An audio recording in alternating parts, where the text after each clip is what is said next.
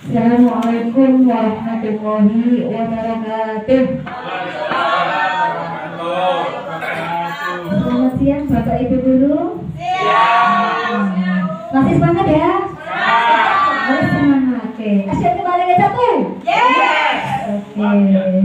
Baiklah teman-teman, pada kesempatan siang hari ini izinkan saya di kesempatan ini akan sedikit kita berbagi pengalaman, berbagi praktik baik, kemudian belajar bersama dan share pendapat tentang yaitu materi disiplin positif.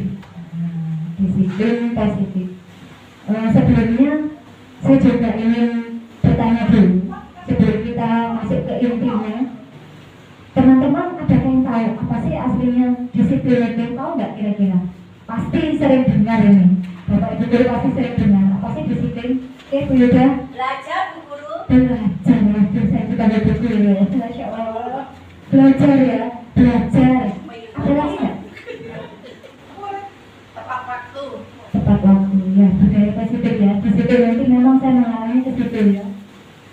Jadi di budaya positif itu yang pertama ada kedisiplinan itu termasuk contoh termasuk budaya positif ya.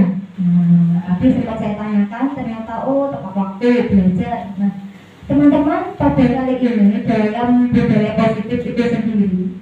Jadi budaya positif itu adalah ya budaya hasil ya, hasil olah pikir, olah rasa kita, yaitu olah pikir manusia loh ya, tentang sesuatu yang menjadi kebiasaan gitu ya. Jadi sesuatu yang sudah biasa menjadi sesuatu yang sudah kita laksanakan ya, sudah menjadi sesuatu yang seperti kita mendapat daging betul. Termasuk gitu. Nah dalam budaya positif itu, dalam konsep budaya positif itu ada 8 inti budaya positif yang akan kita paparkan atau kita bedah hari ini, yaitu yang pertama tentang perubahan paradigma belajar, kemudian nilai kebajikan universal, ada nanti motivasi perilaku manusia, ada keyakinan kelas atau sekolah, disiplin positif, kebutuhan dasar manusia, posisi kontrol guru, dan tentu saja nanti yang ini mungkin memang menarik bagi kita nanti yaitu segitiga restitusi. Nah, baiklah teman-teman, kita langsung saja yaitu kita ke konsep inti budaya positif yang pertama, yakni paradigma ya, perubahan paradigma belajar. Nah, ini dia paradigma baru dalam pembelajaran. Mungkin yang teman-teman tahu bahwa kita bergonta-ganti kurikulum. Jadi mungkin seperti dulu ya, yang mungkin nggak tahu sudah berapa kali mengalami perubahan kurikulum. Mulai dari apa saja? Kurikulum CBSA, kurikulum KTST, prototype, banyak ya. Prototype, KTSP. Yang terakhir kemarin kurikulum 13. Iya, K13, kurikulum 2013. Nah, kita sekarang menuju pembelajaran paradigma baru atau kurikulum merdeka. Makanya ada bahasa merdeka belajar, bukan belajar merdeka tapi merdeka belajar. Nah, disinilah apa sih kurikulum merdeka merupakan pembelajaran yang berdiferensiasi. Sepertinya kayaknya teman-teman pasti tahu ini berdiferensiasi, terutama Beriska ini pasti tahu apa sih diferensiasi, kan dari bahasa Inggris Beriska ini. Apa Beriska? Kamu Beriska? Iya, perbedaan. Jadi paradigma baru dalam pembelajaran itu adalah kembali yang tadi dulu Pak, yaitu pembelajaran yang mengacu pada perbedaan, berdiferensiasi, dan orientasinya merupakan pemenuhan kebutuhan murid akan penguatan kompetensi dan pengembangan karakter yang sesuai dengan dimensi profil pelajar Pancasila. Saya menggarisbawahi diferensiasi, jenisnya berbeda. Kayak kita itu ya, kayak ayam itu kalau habis menetas, jadi ayam itu padahal nilainya sama, tapi ada yang layu, ada yang hitam, ada yang putih, jadi macam-macam. Karena dari itulah maka sama dengan murid kita, anak itu setiap anak adalah unik, mereka punya kodratnya sendiri, sama persis seperti filosofi KHD, yaitu yang tertera bahwa pendidikan itu berdasarkan pada kodrat alam dan kodrat zaman. Jadi berdasarkan dia dulunya itu apa sih minatnya dia itu, bakat dia itu apa yang tertanam sebelumnya. Itu setiap anak itu kan memang sudah membawa bakatnya masing-masing. Nah, disinilah paradigma baru dalam pembelajaran itu yang insya Allah teman-teman sudah kenal, bahkan di murid-murid kita insya Allah sudah kenal dengan yang namanya pelajar Pancasila ya. Profil pelajar Pancasila ada 6 dimensinya yang insya Allah karena ini siang hari biar kita tambah refreshnya untuk belajar. Yuk teman-teman, kita nyanyikan sama-sama seperti murid-murid kita, yaitu tentang pelajar Pancasila. Oke? Silakan dipilih semua, minta tolong. Ya. Ayo kawan kita bersama melaksanakan P5 di sekolah, iman dan takwa pada Tuhan yang esa. Jangan lupa berakhlak mulia, gotong royong kreatif mandiri, bernalar kritis berkebinekaan global. Ayo kita wujudkan generasi muda yang berbudaya. Terima Ini kasih. saya ya itu versi SDN kemarin satu, tapi yang versi nasional kayaknya ada, dan insya Allah ada. Teman-teman insya Allah tahu. Coba sih, mungkin di antara teman-teman yang sudah hafal ya, gimana ya?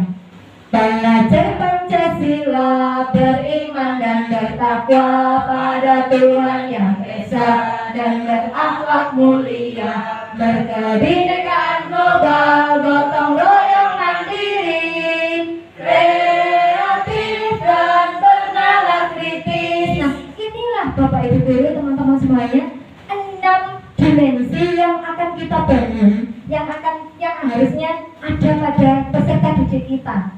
Jadi kita tugasnya menuntun betul bahwa kita sebagai pendidik itu tugasnya guru adalah penuntun, seperti diibaratkan petani atau pekebun yang ada sebuah biji bumi. Jadi kita yang memberikan pelayanan, jadi servis lah gitu. Pusatnya nanti paradigma programnya ada intrakurikuler, ada program kokurikuler, juga dipelajari melalui ini. Jadi 6 dimensi ini dapat kita capai dari 2 program itu. Apa saja intrakurikuler? Yaitu pembelajaran berdiferensiasi tadi.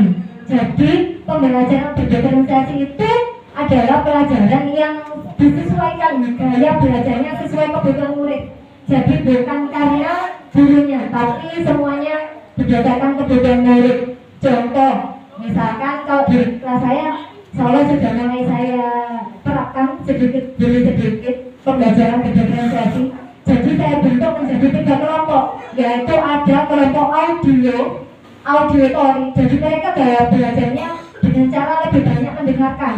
Dari mendengarkan, kemudian ada kelompok visual, yaitu visual itu lebih banyak dari melihat. Kemudian yang ketiga ada kelompok kinestetik, itu juga termasuk dalam pembelajaran diferensiasi. Jadi mereka biasanya anak itu yang senangannya di dalam, ya pasti ada anak yang senangannya nggak bisa duduk aktif sekali. Nah itu berarti tipe-tipe cara anak menggunakan gaya belajar kinestetik. Nah itu semua tercantum atau masuk ke dalam pembelajaran berdiferensiasi. Kedua, capaian pembelajaran disederhanakan, tidak kompleks seperti dulu. Kemudian siswa cukup waktu untuk mendalami konsep dan menguatkan kompetensinya. Yang keempat, guru juga akan lebih dewasa memilih perangkat ajar dan kebutuhan sesuai murid yang jelas ya, bukan sesuai guru. Itu teman-teman ya. Sedangkan program kokurikuler itu belajarnya sudah lintas mata pelajaran. Jadi kita bisa berkolaborasi. Kemudian masih tadi Nah, kemudian ada berorientasi pada pengembangan karakter dan kompetensi umum. Pembelajarannya interdisipliner di luar kegiatan kelas, melibatkan masyarakat, dan kemudian muatan lokal dikembangkan sesuai dengan nasional dan global. Kalau nasional ya kita nek Jawa berarti biasanya muatan lokal kita apa teman-teman?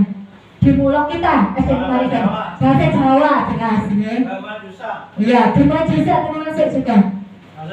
Bahasa Inggris itu masuk di internasional juga masuk ke global ya. Global, jadi global karena bahasa Inggris adalah bahasa universal. Oke, lanjut. Nah, inilah teman-teman. Dalam pembelajaran ini nanti kita juga ada memaparkan miskonsepsi. Mis itu berarti sesuatu konsep yang kita anggap ada kesalahan, teori kontrol.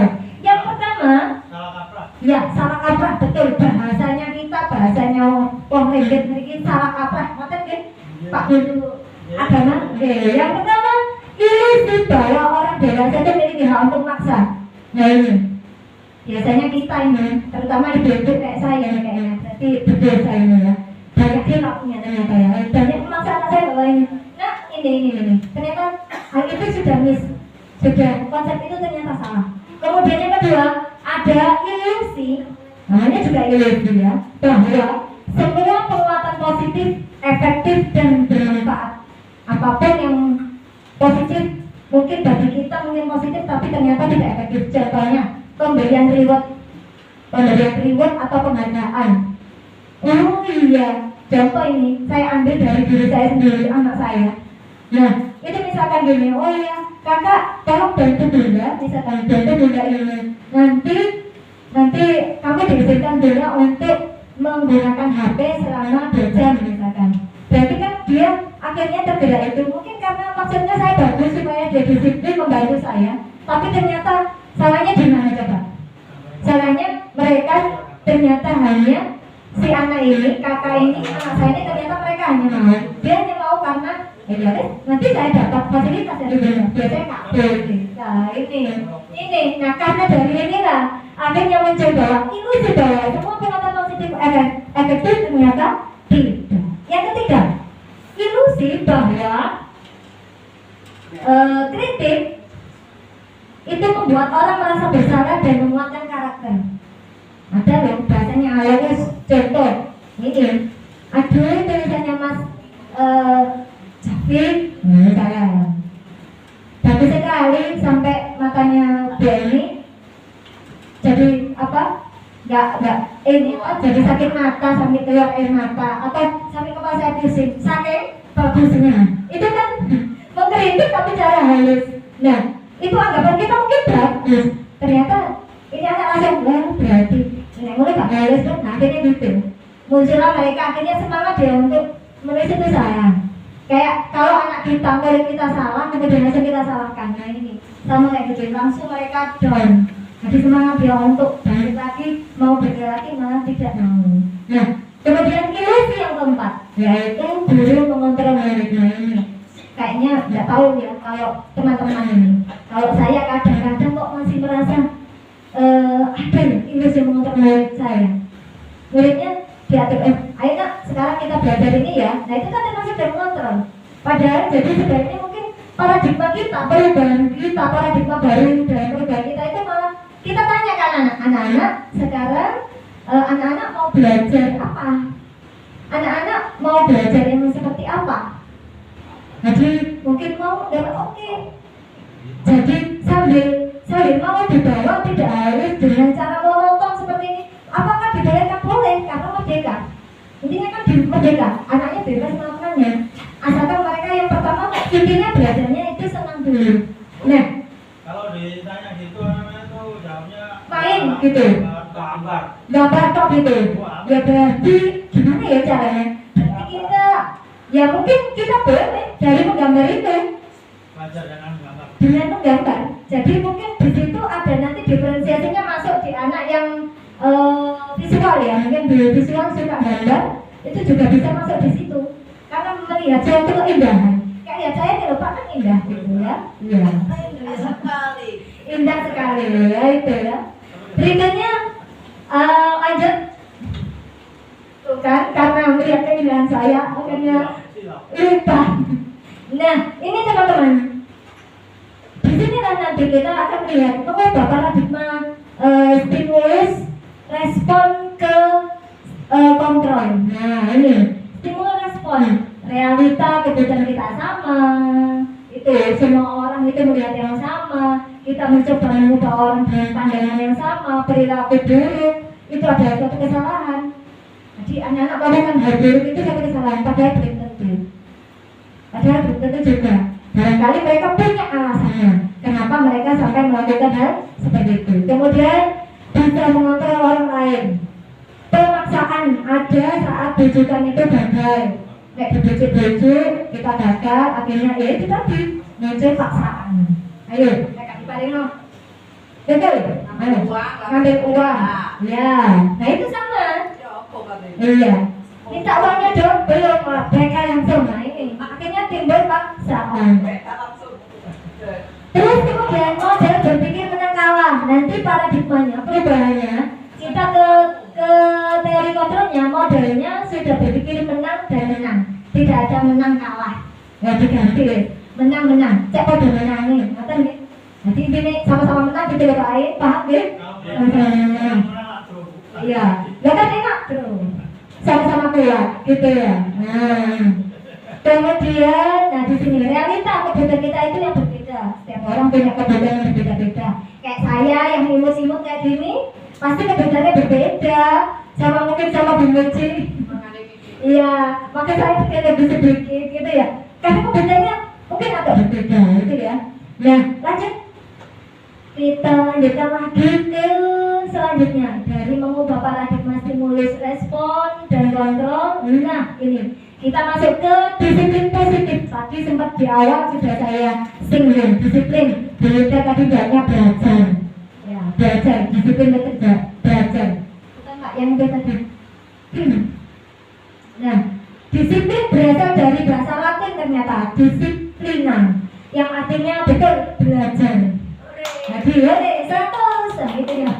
Oke, disiplin positif ternyata merupakan cara menerapkan sikap disiplin yang bertujuan untuk menumbuhkan kesadaran serta memberdayakan anak mandiri melakukan sesuatu tanpa iming-iming hukuman, sogokan, nah itu ancaman maupun hadiah atau reward.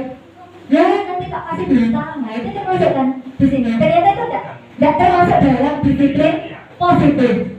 Sebagai pendidik, tujuan kita adalah menciptakan, nah ini menciptakan anak-anak yang memiliki disiplin diri.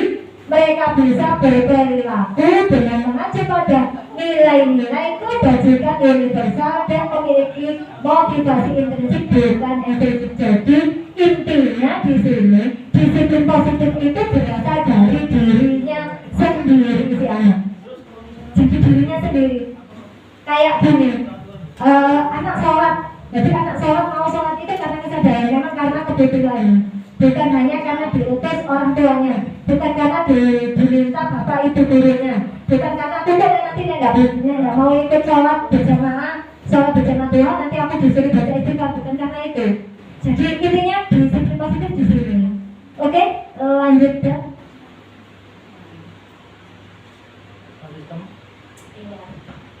Nah, nanti intinya dari disiplin positif diri itu muncullah anak-anak yang tanggung jawab atas kesalahan dia sendiri. Kemudian mereka akan mencari solusinya sendiri jika melakukan suatu kesalahan.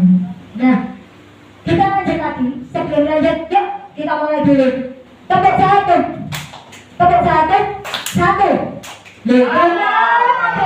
Ternyata Bu Muji ya. Bu Muji berarti saya akan mau bertanya nih Bu Muji. Maaf ya, ampun saya kok waduh ini senior kok dikerjain. Itu ya Bu Muji ya. Bapaknya dulu Bu Muji ya. Ya terima kasih, Masya Allah sudah mau ikut berbagi di sini. Gini Bu Muji, saya hanya mau tahu ini, mau bertanya sedikit saja. Nilai kebajikan universal menurut Bu Muji, pertama kali mendengar kata-kata kebajikan universal yang ada di pikirannya Bu Muji apa? Kebaikan yang kompleks. Tadi yang tepuk lagi selain Bu Muji ada tadi. Iya, aku ini harus jujur ini. Iya, jujur sekali Bu Yuda ini ya. Lanjut, ayo Bu Ida, apa Bu Ida? Yang ada. Kan keseluruhan. Betul ya. Kebaikan secara keseluruhan, universal. Yaitu ternyata berbeda tadi nilai-nilai bergizi. Mohon maaf, ada sponsor sedikit gitu ya. Itu hanya selingan supaya kita mencair lah kegiatan kita hari ini. Oke. Apa ya itu? Nilai-nilai kebajikan universal. Wah, ternyata nilai-nilai kebajikan itu yang adalah nilai-nilai yang telah disepakati, yang disepakati bersama, lepas dari suku, agama, bangsa, bahasa maupun latar belakangnya, baik latar belakang keluarga ataupun latar belakang perekonomiannya. Jadi merupakan suatu nilai-nilai kebajikan yang disepakati bersama. Sebelumnya ada kesepakatan. Itu maksudnya dari nilai-nilai kebajikan universal. Next silahkan Pak Raka. Terima kasih. Nah, ini dia nilai kebajikan ada, yaitu di institusi atau organisasi seperti organisasi kita, institusi kita, yaitu SDM 1 yang kita cintai ini. Nah, apa saja itu? Yang pertama ada profil pelajar Pancasila, jelas yang adalah tadi. Tidak akan saya ulas. Balik diulasi pun hafal ya, insyaallah hafal. Setiap hari sama anak didik kita selalu kita ingatkan. Kemudian the 7 essential virtues. Virtues ya, the 7 essential virtues. Maaf, agak berkaitan sedikit, maklum sudah jam-jam rawan gitu ya. Mau dimaklumi saja, tapi insyaallah tidak akan mengurangi rasa semangat kita. Harus tetap semangat bergerak, tergerak dan menggerakkan gitu ya. Oke. Nah, apakah itu? Yaitu yang pertama ada empati. Coba dalam pikiran dengan empati kok apa sih kira-kira? Ada kayak apa boleh? Peduli, boleh ya? Empati ini peduli. Pahit mungkin ada. Ya, ada sama ya. Rasa peduli, kepedulian kita terhadap anak didik kita kan? Mencintai. Merasakan apa yang dirasakan orang. Sebenarnya habis belajar bisa saya rasakan. Itu namanya empati. Masya Allah. Pahit. Oh, gitu jelas ya. Peduli itu ya hanya sebuah peduli. Iya. Empati itu Lebih dalam. Oh, iya. Betul sekali ya. Yang terdalam adalah boneka. Iya, lagunya betul sekali Pak Kus. Saya tadi mau mengucapkan salam sehat gitu ternyata di balik Pak Kus. Berarti kita Pak Kus ini ada empati kalau gitu cocok kita ya. Gitu ya. Iya.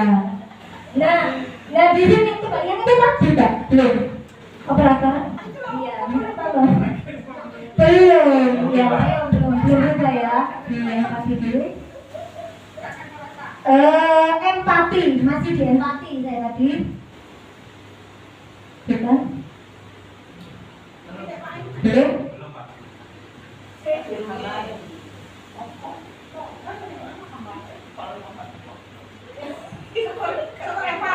Iya. Karena ada empati perasaan tadi akhirnya berubah gambarnya. Nah ini ada selingannya tadi akhirnya. Lanjut, masih lanjut? Belum di situ. Nah ini dia. Ada suara hati ternyata, Masya Allah ya. Ternyata seperti di Indonesia itu suara hati istri mewakili saya sedikit sekali. Ya. Kemudian ada rasa hormat, kebaikan, toleransi dan keadilan. Di keterampilan hidup ada dapat dipercaya, lurus hati, tak belok-belok. Jangan senang kelok-kelok ya. Saya lurus saja gitu ya. Selingkuh aku ini. Lah itu betul, mantap Allah. Jam siang jawabannya selingkuh ternyata Pak ya Allah. Ada pendengar yang aktif. Nah ini termasuk teman-teman saya yang luar biasa. Tepuk tangan dulu buat kita. Ini kan teman-teman saya luar biasa. Kenapa? Karena di jam-jam seperti ini loh masih aktif mendengarkan suara merdu saya ini. Tolong jangan bosan-bosan ya. Itu ya. Kemudian aja tidak merendahkan orang lain. Memberikan terbaik dari diri. Nah itu ya. Next lanjut. Maaf saya itu senang ini ibunya nih teman-teman ya. Yori nih kayak setrikaan. Soalnya biasanya gitu ya. Nah ini 5 kebutuhan dasar manusia. Inilah yang harus kita pahami juga. Bapak Ibu, teman-teman, kita ini memiliki 5 dasar kebutuhan manusia. yakni kelima-limanya memang harus sesuatu yang harus kita penuhi, yaitu yang pertama, bukan yang ini, yang tadi Pak. Nah ini, yang pertama bertahan hidup. Bertahan hidup. Iya. Ya maklum ini karena jam-jamnya jam segini, jadi agak ini. Nah, kebutuhan dasar manusia merupakan kebutuhan unsur-unsur yang dibutuhkan oleh manusia dalam mempertahankan keseimbangan fisiologis maupun psikologis. Kemudian seluruh tindakan manusia menunjukkan menuju tujuan tertentu. Semua yang kita lakukan adalah usaha terbaik kita untuk mendapatkan apa yang kita inginkan. Ketika seorang murid melakukan suatu perbuatan yang bertentangan dengan nilai-nilai kebajikan, ini yang perlu kita garis bawahi, bahwa jika ada murid kita melakukan pelanggaran atau melakukan tindakan yang tidak sesuai dengan nilai-nilai kebajikan, maka dapat dipastikan dia melakukan hal itu sebenarnya karena mereka memiliki suatu alasan, yaitu memenuhi suatu kebutuhan. Dikarenakan memenuhi suatu kebutuhan dasar mereka, yaitu 5 dasar tadi. Mau dialihkan? Nah, 5 dasar manusia. Yang pertama, bertahan hidup. Sebenarnya bertahan hidup, butuh kesehatan, rumah, makan. Ya, sudah masuk yang keduanya, silakan bisa dibaca sendiri karena masih siang. Kalau pakai jangan sendiri sama Pak Aim ya. Iya, masih normal berarti ya. Jadi Kak sama dengan saya masih normal gitu ya. Termasuk itu kebutuhan itu ya.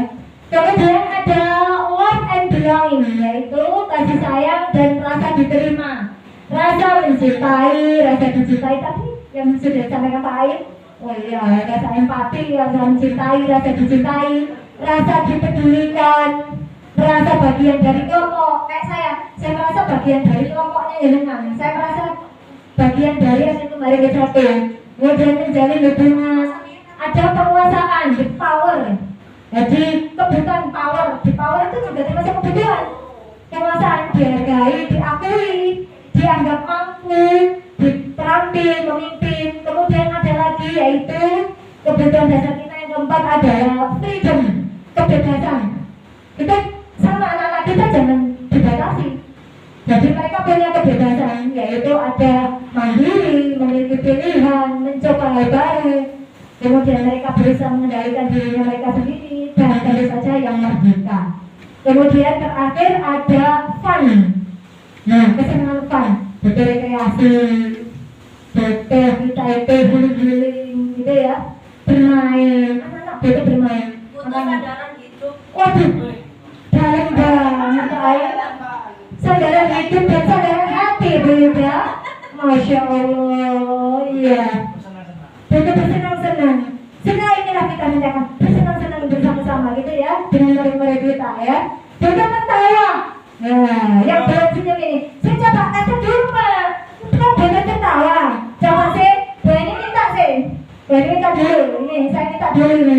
Tertawa. Gimana kalau dalam hitungan 3? Kita percaya. Saya minta kita jawab. Iya, ya. Tuh bilang tidak? Iya. Ini senyumkan enak.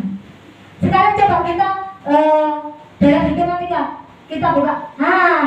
Ketawa ya. 1, 2, 3. Jangan tepuk sebentar. Sini enak. Gitu kan ya.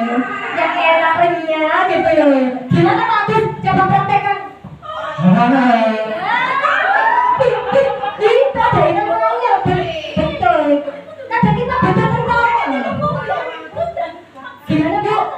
Buka mulut tertawa 3 kali.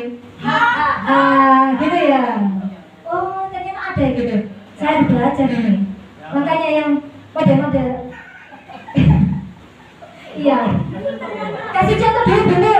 Iya. Ngomong ini. Ngomong teman-teman ini lagi sedang baik-baik. Ilmu baru.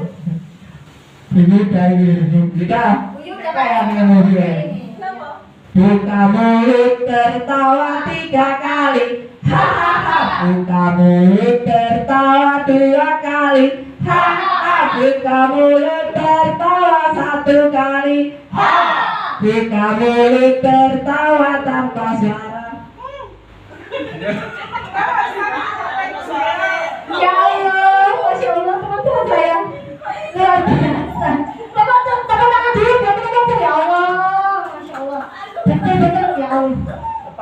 Masih kalau Ilmu baru itu. Nanti saya di rumah bisa saya praktekkan nanti. Suami saya pulang aja gini, mas gini. Kamu udah tiga kali. Gini ya. Nanti saya ajak gitu lah gitu. Itu baru patut dicontoh untuk orang rumah ini. Betul sekali.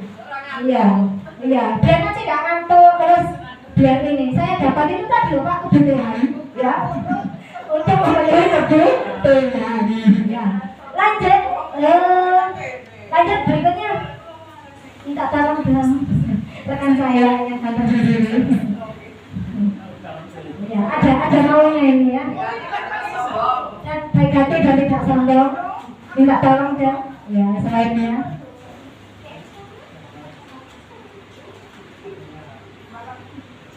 Nah, motivasi. Sekarang kita masuk ke teori berikutnya yaitu motivasi perilaku manusia. Dalam pikiran kita pasti punya alasan. Motivasi itu kan alasan tersendiri. Jadi ada motivasi karena hukuman, ada karena konsekuensi, ada yang karena apa tadi benar? Bukan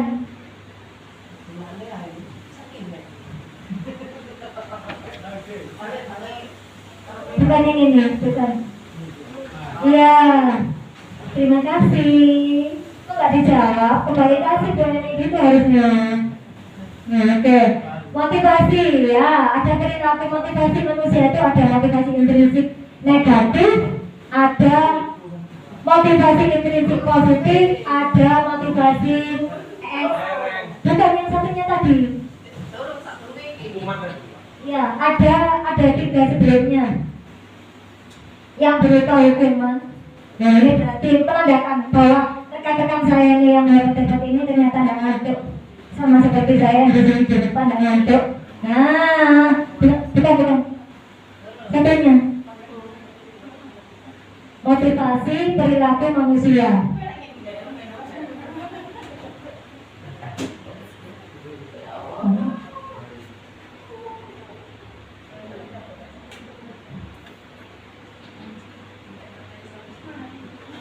Gitu, ya. Sambil melihat itu ya, yang di atas. Nah, mungkin ini yang depan ya. Oke. Motivasi perilaku manusia. Coba bayangkan di benak kita motivasi Bapak Ibu di awal dulu. Motivasinya menjadi guru apa? Dulu Banis motivasinya dulu jadi guru. Tidak nganggur Bu. Iya, tidak nganggur. Ada lagi nggak Bu? Mungkin apa benar? Motivasi. Iya. Karena dewasa ya harus bekerja. Sudah dewasa harus bekerja. Mungkin Berita ada yang beda atau Pak Agus? Motivasinya dulu pertama kali. kasih bawa Pak mencerdaskan anak bangsa. Wah, ini baru ini cocok ini mencerdaskan anak bangsa. Iya, itu motivasi pertama. Betul sekali sebenarnya gitu. Berarti saya ini termasuk dulu jujur ya teman-teman, saya dulu itu jadi guru itu adalah sesuatu yang tidak saya impikan dulu. Jadi saya tersesat ke jalan yang benar. Sama Bu. Jadi awalnya mulai dari SD ditanya ibu guru itu selalu cita-cita pengen jadi dokter, tapi tidak pernah kesampaian. Akhirnya nggak tahu kok tiba-tiba itu tadi tersesat ya. Oke. Motivasi perilaku manusia. Motivasi itu intrinsik, ada yang negatif, ada motivasi intrinsik yang positif. Yang negatif, misalkan untuk menghindari ketidaknyamanan. Jadi alasan motivasi perilaku manusia itu ada di sini: ketidaknyamanan, hukuman, ancaman, ada yang karena tekanan, ada yang karena konsekuensi. Jadi aku ngejak PR, konsekuensinya aku nanti lihat di YouTube. Dia ini ngejak 10 soal mana, kasih tahu guys. Nah itu termasuk. Kemudian ada lagi misalkan nggak bawa kopiah ketika sholat dari berjamaah. Nanti aku disuruh baca istighfar 100 kali. Untuk aku meso itu tadi berkata-kata kotor, nah itu termasuk di sini ternyata. Berarti ternyata secara tidak langsung saya mengoreksi diri saya sendiri. Ternyata saya sering melakukan ini ya. Kemudian ada motivasi intrinsik positif. Contohnya ini. Ayo, anak, kalau besok yang tiket datangnya lebih awal, yang ini masih sudah bersih, kinclong, maka yang tiket hari itu akan mendapatkan bintang dari saya atau mendapatkan reward berupa entah permen atau coklat dari saya. Nah, itu juga termasuk. Jadi bisa aja. Nah, intinya pansos ingin cari letak lah. Nah, intinya di sini ada nanti. Anak-anak jadi pansos. Aku cek di blog, aku cek di Pak Bapak Ibu Guru, hadiah. Yang mahal. Iya, jadi akhirnya selalu yang terdepan. Jamannya keluar, bus ya, gitu ya, gitu. Akhirnya sama dengan saya nanti ya, set, sampai sana ya, gitu. Ya paham karena selalu terdepan ya. Kemudian, iya, betul sekali ya.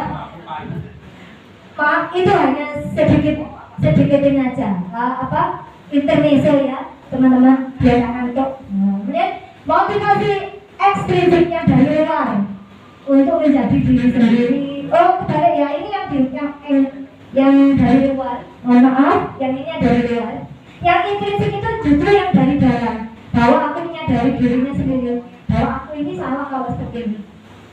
Jadi untuk menjadi diri sendiri dan menghargai nilai yang diyakininya. Kayak saya yakin bahwa jujur itu sesuatu yang penting sekali, maka saya tidak akan berani bohong, saya tidak akan berani mencontek, saya tidak akan berani untuk mencuri sesuatu yang tidak baik itu ya. Jadi terlepas apapun, tidak ada alasan apapun, baik itu hukuman, ancaman, penghargaan, imbalan, gitu ya. Next, berikutnya minta tolong operator. Nah, kita berikutnya masuk ke slide berikutnya.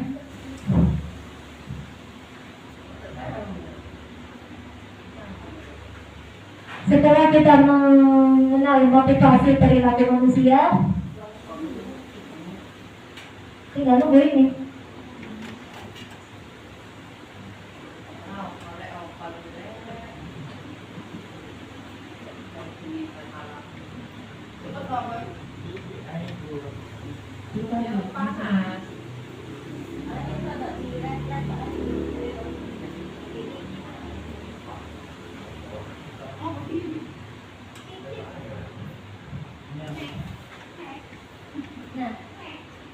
Masuk ke sini. Kita masuk ke teori berikutnya setelah motivasi, yaitu 5 posisi kontrol dulu. Apa? Kita masuk ke 5 posisi kontrol dulu. Coba teman-teman, kita jujur-jujuran panjenengan semuanya masuk di posisi yang mana ini? Semua posisi masuk. Semua posisi masuk. Aduh, mantap. Semua posisi kecuali 5. Ada lagi. Berarti yang 5 belum ini. Saya kira kita bakal begitu ya. Iya. Berarti sama dengan saya ya. Belum bertobat ini. Apa itu 5 posisi kontrol kita? Yaitu yang pertama penghitung, kemudian pembuat rasa bersalah, yang ketiga pemantau, yang keempat teman, yang kelima manajer. Akan saya tutorialkan satu persatu ya, begini teman-teman. Contohnya, contoh penerapan 5 posisi kontrol guru. Yang pertama, setelah ada siswa tidak memakai kopiah saat melakukan sholat duha berjamaah misalkan. Cara pengukurnya, ayo siapa itu? Wah, Ribet, kamu tidak membawa kopiah. Sini, bersihkan kamar mandi. Nah, jadi nada kita itu terlihat lebih keras, kelihatannya marah. Bahkan sampai nunjuk gini, saya praktekkan gini bisa. Ayo, cepat, bersihkan kamar mandi. Saya bersih sampai kinclong loh ya, kalau kita nggak pulang. Nah, ini termasuk penghukum. Apakah kita juga pernah seperti itu? Pernah. Ya jujur lah. Iya. Jujur itu lebih baik ya, walaupun menyakitkan. Gitu ya. Barang insya Allah. Berikutnya, saya tutorialnya juga pembuat rasa bersalah. Kalau ini biasanya bahasanya lebih lemah lembut, agak lebih halus. Misalkan gini, nah kenapa sih kamu datang terlambat? Nanti Bu Eni ditegur sama ibu kepala sekolah loh. Gak kasihan sama Bu Eni. Ya Allah, nah Bu Eni lo udah sempet-sempetin memberikan materi, kok gak kamu kerjakan? Gak kasihan sama Bu Eni. Bu Eni sudah kecil, kurus, kok tambah kecil loh. Nah, misalkan ini aja contoh dari tutorial guru posisinya pembuat rasa bersalah. Jadi anak-anak merasa, wah gara-gara aku Bu Eni tambah cilik gini, gara-gara aku Bu Eni tambah sakit, oh gara-gara aku Bu Eni dimarahin ibu kepala sekolah dan seterusnya. Akhirnya muncul ini. Yang ketiga, teman. Nah kalau teman ini malah tambah semakin banyak terbuka. Jadi kayak nggak ada sekat antara kita dan murid. Misalkan ini ada anak yang datang terlambat. Kamu kenapa sih, Vio kok datang terlambat? Iya Bu, saya kemarin itu bangunku itu tadi kesiangan Bu, kemarin lihat wayang ada tanggapan di kendaraan gitu misalkan. Padahal kamu tahu ya sudah Ris, nanti kalau gitu kamu boleh masuk aja, tapi besok jangan diulangi lagi ya. Nah, teman itu lebih akrab, lebih leluasa. Kemudian berikutnya, jadi ada penghukum, pembuat rasa bersalah, kemudian ada teman, ada lagi pemantau. Berikutnya adalah posisi kontrol kita adalah sebagai pemantau. Yang pemantau itu dia sebenarnya sudah tahu aturannya. Biasanya tanya gini, Vio, kamu datang terlambat ya? Iya. Tahu konsekuensinya kalau datang terlambat? Jadi gitu. Dia sudah ditanya gitu. Tahu Bu, kalau saya datang terlambat nanti berarti jam istirahat saya akan diambil, dipotong sesuai jam saya terlambat tadi. Jadi kalau terlambat 5 menit berarti nanti istirahatnya juga terpotong 5 menit. Apakah itu sudah yang paling benar, yang paling tepat? Ternyata tidak. Nah, seharusnya sebagai pendidik kita ini teman-teman memasukkan posisi di manajer. Nah, kebayang bahasanya manajer gitu, kayak manajer perusahaan gitu ya, gitu ya. Bahasa saya kemarin gitu, mendapatkan materi ini tuh manajer, kayak kebayang prestisius gitu. Nah, padahal sebenarnya manajer itu ternyata apa? Manajer itu posisi kontrol kita di mana kita lebih nanti ada tahapannya. Jadi kita ini siapa Kak? Penunjuk, tepuk tangan buat Widawati. Ternyata materi saya masuk ya. Oke, next selanjutnya Pastor kita kamu. Oke, setelah kita banyak belajar tentang budaya positif ini, ternyata kita masuk ke materi berikutnya. Ada kebutuhan dasar manusia, ada paradigma pembelajaran yang baru, kemudian tadi ada disiplin positif, kemudian di sini tadi ada posisi kontrol guru. Lanjut berikutnya kita ke keyakinan kelas.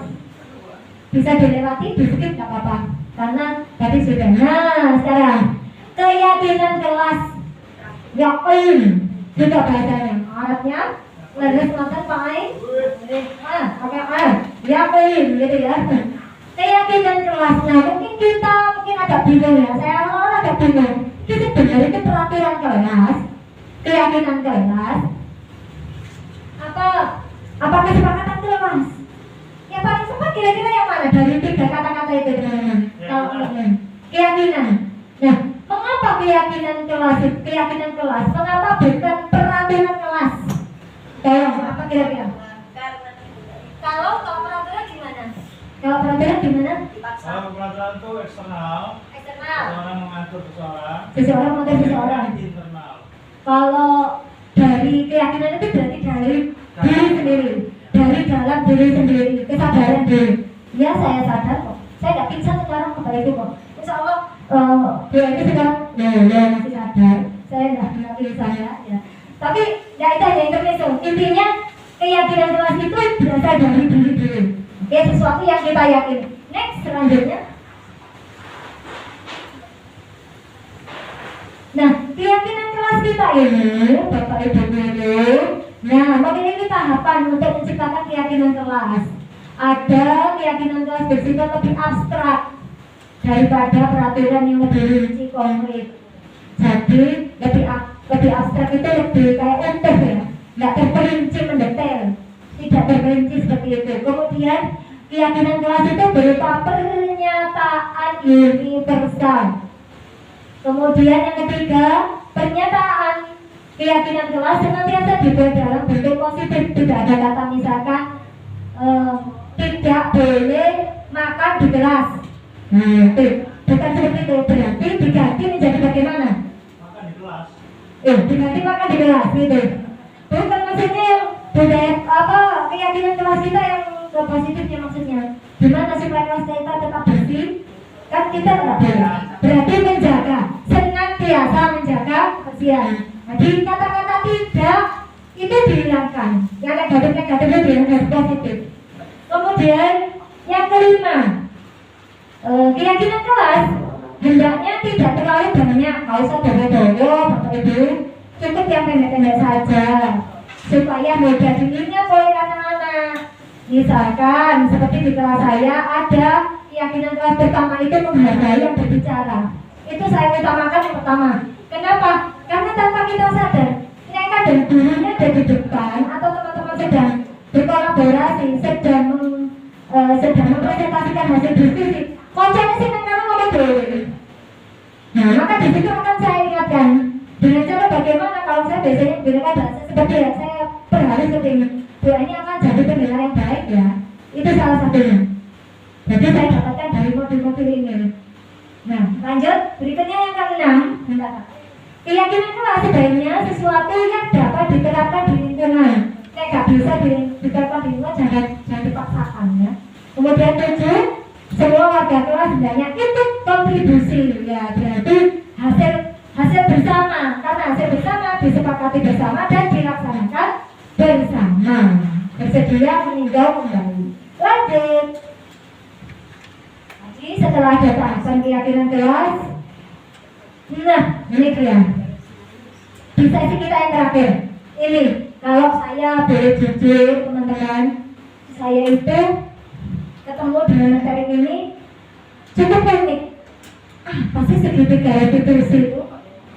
Soalnya saya ibu-ibu, tahunya segitiga biru ya. Oke, saya ibu-ibu itu ya, pada saya itu tidak pintar bikin kue, bikin jajan, tapi saya tahu segitiganya segitiga biru. Nah ternyata itu tadi segitiga restitusi. Apakah itu? Padahal restitusi itu saya juga bingung. Apa sih masuk di glosarium saya? Restitusi itu apa sebenarnya? Sama dengan panjangan. Saya awalnya ya juga bingung. Nah, apakah itu segitiga restitusi? Yaitu suatu proses pendekatan penyelesaian masalah murid dengan guru menjadi manajer, memposisikan guru sebagai manajer dan menciptakan proses dialog bersama murid untuk memposisikan murid sebagai manajer bagi dirinya sendiri agar mereka mandiri dan bertanggung jawab menyelesaikan masalahnya sendiri. Jadi intinya mereka akan mencari solusinya sendiri. Mereka akan berpikir dengan sendirinya. Saya akan berikan nanti contohnya. Ada sebuah kasus di kelas saya dan ini bukan hanya karena untuk tugas saya, tetapi memang betul-betul terjadi. Ya Bapak Ibu teman-teman, ini betul-betul terjadi. Di segitiga restitusi ada 3 tahapan. Tahap yang paling dasar adalah menstabilkan identitas. Jadi identitas anak itu kita stabilkan dulu, tidak langsung kita marahin. Kita stabilkan, kita tanya pelan-pelan. Jadi setiap orang dia melakukan suatu kesalahan tindakan itu karena pasti ada alasannya. Jadi biasanya pertanyaannya misalkan gini, manusiawi, wajar kita melakukan kesalahan. Wajarnya manusia itu tempatnya salah. Yang sempurna adalah miliknya. Jadi yang paling dasar itu di pertanyaan itu. Wajarnya kita melakukan sesuatu kesalahan. Yang paling penting adalah bagaimana cara kita belajar dari kesalahan itu dan kemudian mau memperbaikinya. Cek salah terus. Itu maksudnya. Dan menstabilkan identitas. Kemudian di tahap berikutnya adalah validasi tindakan yang salah. Kita validasi dulu, kita tanya dulu, tidak orang-orang anak langsung kita tanya langsung kita hukum. Jadi pertama kita diinginkan dulu, setelah itu kita validasi. Jadi menstabilkan identitas anak dari identitas gagal menuju ke identitas yang sukses itu dulu. Jadi kalau anak sudah stabil, maka kita akan merubahnya ke validasi tindakan. Kita tanya lagi keadaannya. Kayak tadi. Jadi kamu tahu tentu punya alasan mengapa kamu datang terlambat. Nih anak datang terlambat itu berarti orang-orang kamu terlambat karena berdiri di pojok kelas ya begitu. Tetapi kita tanya dulu, apa sih nak, kenapa sih kamu kok datang terlambat akhir-akhir ini? Biar dia cerita dari hati ke hati. Nah, kemudian kita masuk kalau sudah tindakannya kita validasi. Kalau kamu datang terlambat, apakah itu sesuai dengan keyakinan kelas yang sudah kita bentuk tadi? Tidak sesuai, Bu Guru. Kalau sudah tidak sesuai, berarti bagaimana solusinya? Pasti anaknya akan mikir, kamu solusinya gimana ya? Jadi bukan dari kita yang cari solusi, dia sendiri yang mencari solusi. Nah, baiklah teman-teman, ini dua lebih jelas. Kita simak bagaimana kasus itu. Kasus ada sebuah kasus di kelas saya. Dengan Ini menggunakan tahapan segitiga saya restitusi. belajar menggunakan segitiga restitusi.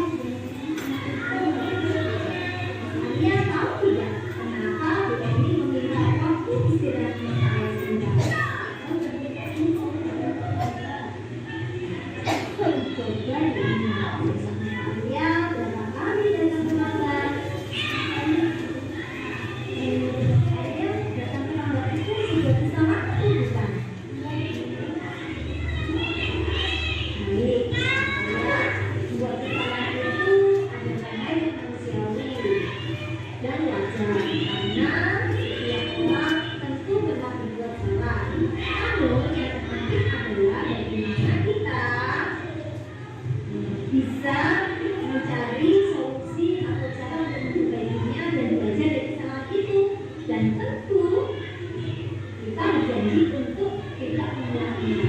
Setuju tidak? Nah, mari kita cari solusinya bersama ya. Mas Arya datang terlambat, tentu ada alasannya bukan? Coba ceritakan ke Bu Eni kenapa Mas Arya ini datang terlambat.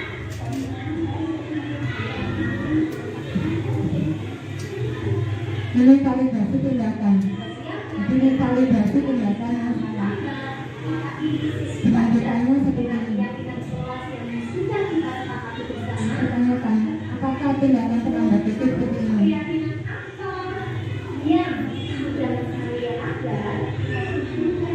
Disiplin. Keyakinan disiplin yang dia lakukan.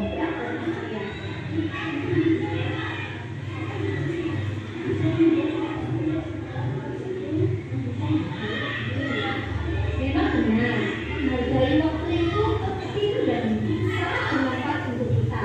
Seperti kita tambah atau sering ya, lebih menghargai orang lain, kemudian pekerjaan atau tugas kita, tidak mengumpul, dan tentu saja rasa empati kita, kepedulian kita dengan sesama akan semakin meningkat. Kemudian kita baik yang sudah kamu lakukan dengan cara meminta maaf. Menurut kamu apa yang akan kamu lakukan agar tidak ada sampai seperti ya? Ini solusinya. Jangan sama larang.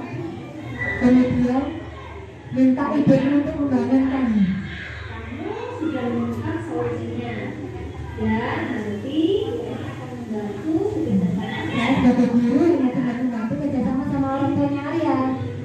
Terus sudah dibangun anaknya, sudah ingatkan gitu. Sudah ada kerjasama kolaborasi dengan orang tuanya. boleh lanjutkan istilah kamu dengan teman-teman. Ini adalah contoh perkataan.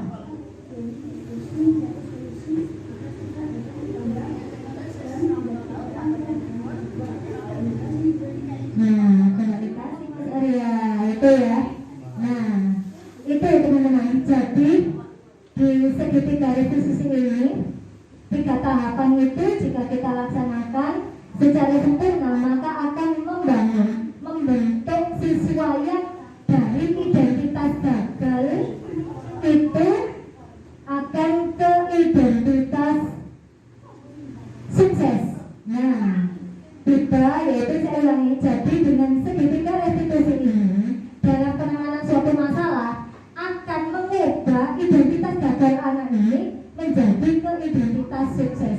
Jadi menang-menang lagi, tidak ada kalah menang, tidak ada menang kalah. Nah, sekarang kita refleksi teman-teman. Dalam menerapkan budaya positif, hendaknya guru menerapkan trilogi Ki Hajar Dewantara, yakni Ingarsa Sundoyodo, Irmada Mangasho, Tutwiri Handayani, dalam yang terkenal dengan nama Trikon ya. Hal ini dimaksud guru mendidik anak seperti seorang petani atau tukang kebun yang mendidik mereka dengan menuntun dan sistem among. Jadi kita ngomong, nuntun, tipenya itu bukan, jadi pusatnya bukan di teacher center tetapi di student center. Jadi pusatnya di murid, semuanya berpihak pada murid, dari murid untuk murid dan selalu untuk murid. Intinya di situ. Dan pembelajaran dengan menuntun ini, dengan sistem among ini, intinya pada pembelajaran berpihak pada murid, nah betul, dan tercapainya keselamatan. Intinya di sini tujuan pendidikan yang digaungkan oleh KHD dalam filosofinya yang sangat terkenal itu adalah intinya di sini loh Bapak Ibu, teman-teman, keselamatan dan kebahagiaan setinggi-tingginya. Jadi untuk mereka sendiri nanti 10 tahun ke depan, 15 tahun ke depan, 20 tahun ke depan, inilah yang kita impikan. Kemudian next berikutnya refleksi ini. Nah, hal yang penting dari aksi nyata ini tentu kemudian kita pahami, kita teruskan. Saya pahami, diri saya sendiri saya pahami. Kemudian setelah saya pahami, tentu saya praktekkan ya, sedikit demi sedikit saya praktekkan, kemudian saya teruskan, disempurnakan dalam proses menciptakan budaya positif itu dengan tentu saja harus berkolaborasi. Penting sekali. Kita baik tapi berjalan sendiri tidak bisa. Jadi kita harus tetap berkolaborasi dengan semuanya, warga sekolah, orang tua, murid, bahkan masyarakat sekitar kita. Jadi semuanya kita bahu-membahu bekerja sama. Kemudian agar budaya positif ini dapat diterapkan dan tidak hanya di kelas atau sekolah saja, harapannya juga akan berlaku dan diterapkan oleh siswa kita dimanapun mereka berada, sesuai dengan kebiasaan dan karakter baik yang mereka miliki. Nanti teman-teman deh, oke? Siap untuk berkolaborasi?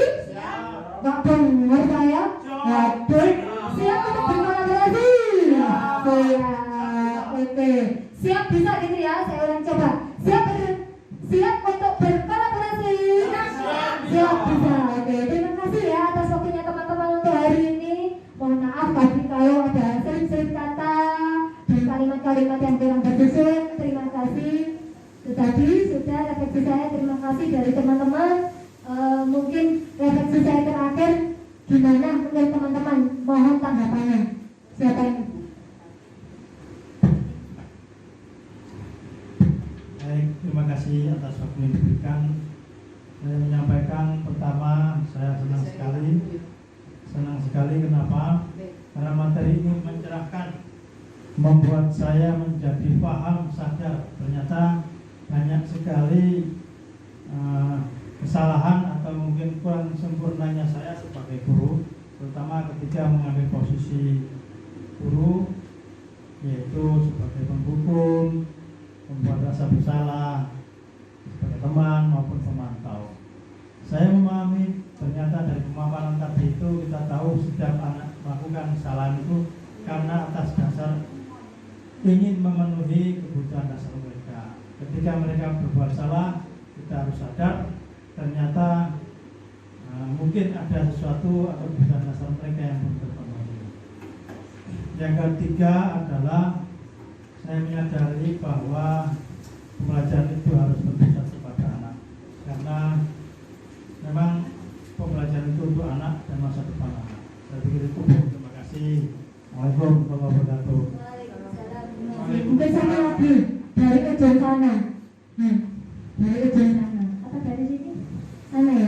Bu, yang sini Bu.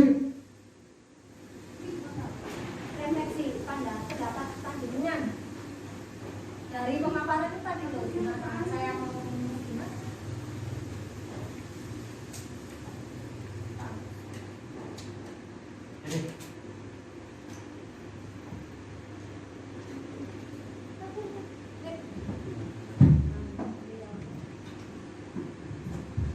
Terima kasih atas waktunya yang diberikan. Setelah saya menyaksikan atau mengikuti pemaparan yang disampaikan oleh Bu Eni, seperti yang disampaikan Pak Ain tadi, banyak ilmu yang dapat di sana. Berarti intinya sekarang kita harus mulai bekerja keras untuk merubah mindset kita semua yang awalnya dengan budaya kita menghukum atau lain sebagainya, kita rubah ke budaya sebagai manajer seperti itu. Jadi banyak hal yang harus kita pelajari, kita harus semangat untuk belajar dan menjadi lebih baik lagi. Terima kasih Dada Weni. Oke, tepuk tangan dulu buat kita semuanya. Mana dong, tepuk tangan buat kita semuanya. Oke, semoga setelah ini SMP Bali 1 tambah maju, tambah sukses. Amin, amin ya Rabbal alamin. Baik teman-teman, kita tutup dengan doa dulu ya. Doa kepada majelis dipimpin